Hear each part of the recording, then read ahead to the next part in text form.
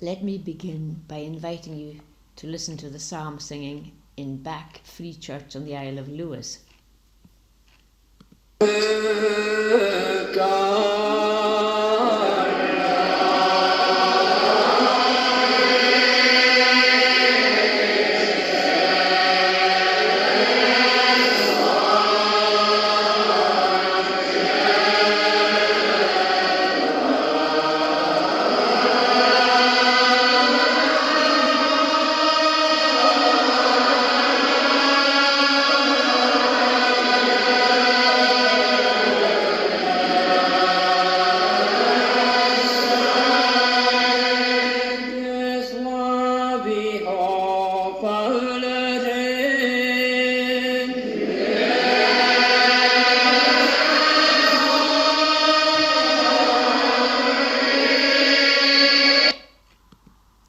Metrical psalm singing is by no means confined to Gaelic Scotland. It was adopted by the Protestant Church after the Reformation, and the psalms, the metrical songs, sung in ballad metre, da da da da da da da da, were actually part of the Genevan order of service. In Scotland, they became the way of worship in the Reformed Church, the Protestant churches, in 1649, after the General Assembly of the Church of Scotland adopted that as the practice. As far as Gaelic Scotland was concerned, they were to follow suit. And while this sounds like a good idea, and it was adopted, it presents certain challenges in Gaelic. For a start, there's no such thing in traditional Gaelic poetry as a ballad metre, or that end rhyming.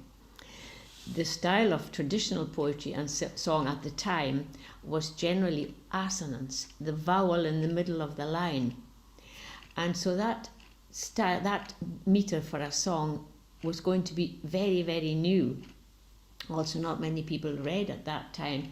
And the translation, the first translation, was produced in 1653, proposed in 1653 and came out a few years later.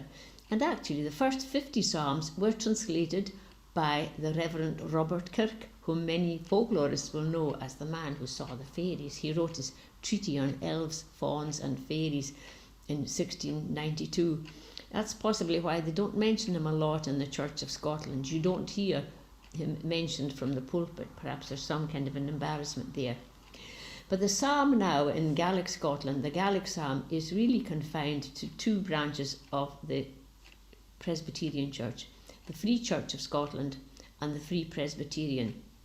Slightly different in doctrine, but both broke away from the established church because they did not believe that the king should be the head of the church, but that only God could be the head of a church. And simplicity really marks the buildings. These buildings have very, very few of them have anything ornate whatsoever.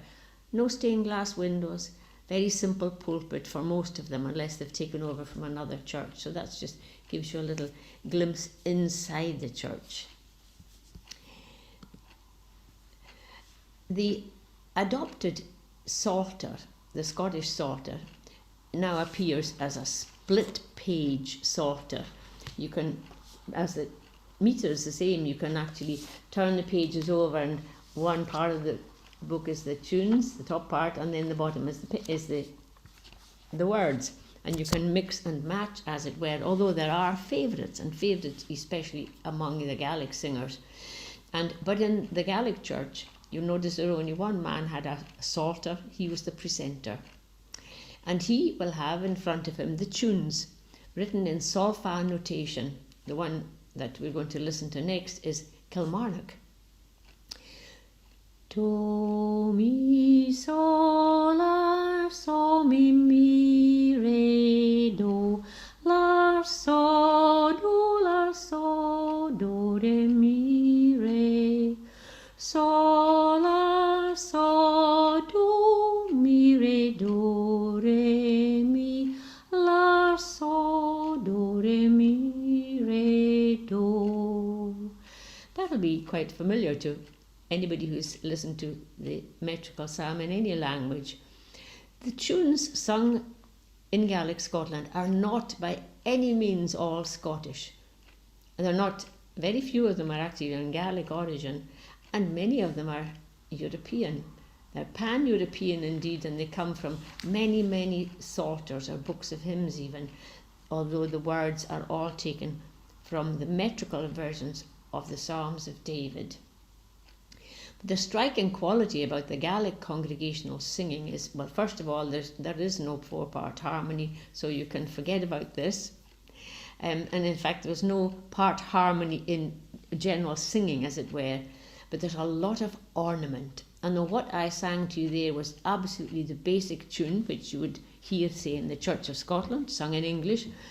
But when you go to the Gaelic church, you might be hard-pressed to put in the bar lines, because the only obligation everybody has is that they will land on the last note of every line at the same time.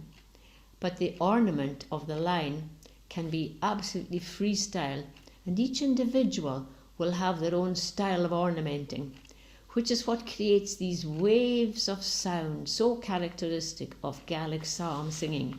No two people will ornament the same. I'll give you one small demonstration. That first line there, I sang it a moment ago, but I'll sing it again, and let's put some words to it this time, for the next one is going to be, we'll hear it in the church. Before me, Lord, I still have set. You can have as many notes in those lines as the Spirit moves you to do. Let's listen to Callum Martin presenting, again in Back Free Church, and he's going to sing that very song, that very tune, Kilmarnock, and he presents after the first two lines.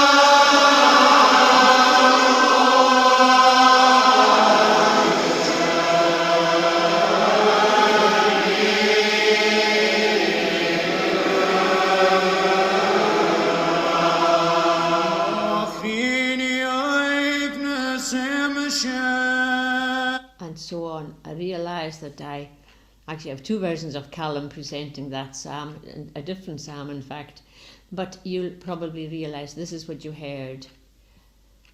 I'm going to change it. Before me still the Lord I set, since it is so that He sends it is so that He doth ever stand at my right hand, doth ever stand at my right hand. I shall not move it be, I shall not moved be. So you can take your time singing these things. The composers, again, they were not by any means all Scottish. There were some classical composers, and I took a glance at some of the popular tunes, Kilmarnock being one of them, Martyrdom another one. We'll hear that in a moment, composed by an Ayrshire man. But then Stroudwater, which is a very, very common tune in the Outer Islands, was composed by an American cabinet maker who was born in Springfield, Mass. And moved to North Carolina, Amsey Chapman. And Bedford, again common in the Gaelic churches, composed by Lou Singletree Bedford from Kentucky. So there's quite a range of composers, and many, many English composers among them, and older composers. Tallis turns up occasionally, but not on the same meter. This tune, Martyrdom, we're going to try a new one. This is your chance now. So I'm going to go over the tune, singing it, and this time I do have the right psalm and the right translation. So it's so do la so do re do mi so mi re do mi re so mi re do mi fa mi re mi so la do re mi re do. That's the meter you'll hear in the Church of Scotland, or and in many churches where they sing this tune. And it's absolutely, I didn't put the bar lines in, but you can put them in yourself. I'm sure you recognise the tune. In some areas of Scotland, and there was Gaelic down in Galloway actually, where the Covenanters were, it died out though considerably earlier than it did in the other parts of Gaeldom. Sometimes they would practice these tunes in psalmody classes. They had psalmody classes actually, they still do. I remember them when I was young, and they would teach them. But in some areas, not actually in my own experience, but in some areas they put secular words until you had the actual sacred, you had the tune perfectly ready for the sacred words. I don't know of any equivalent in Gaelic Scotland except a parody in English, which is of Psalm 8, the earth belongs unto the Lord and all that it contains, excepting for the Western Isles, for they are all MacBrains. Anyhow, that aside, I don't mean to take lightly this wonderful psalm, but I'll sing it one more time and then listen to it in church. So do la so do re do mi so mi re do mi re so mi re do mi fa mi re mi so la do re mi re do. Now in church.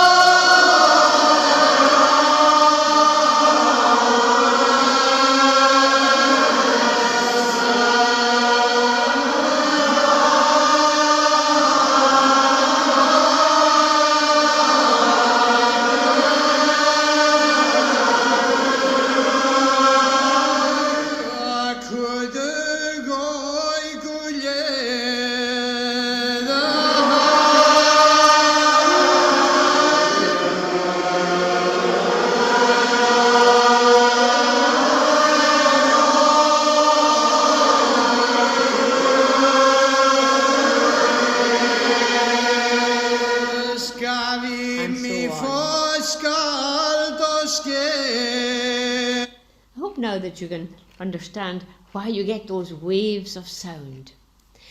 And I would like to close with a little bit of a comparison to what happened when they emigrated. There was huge waves of emigration, and the psalm was sung on board emigration ships, great numbers from 1770s. They mostly went to Canada after the American War. They were not welcome in the south, so they went to Cape Breton, Nova Scotia, of course, and Quebec and further west.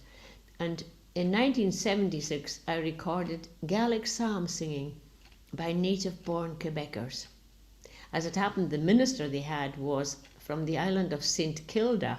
He had emigrated much later, 1930, and his native island was 1929 he emigrated. His native island was evacuated in 1930, so he didn't go back to Scotland. He stayed in Canada and was a minister. And he was the minister in the church that was my local church when I lived in Quebec for a year, doing some folklore field work among descendants of immigrants. And this is what I heard in a church in Canada, Quebec, French-speaking area, in 1976. I've added some slides of the area, so you might enjoy them. I hope you will.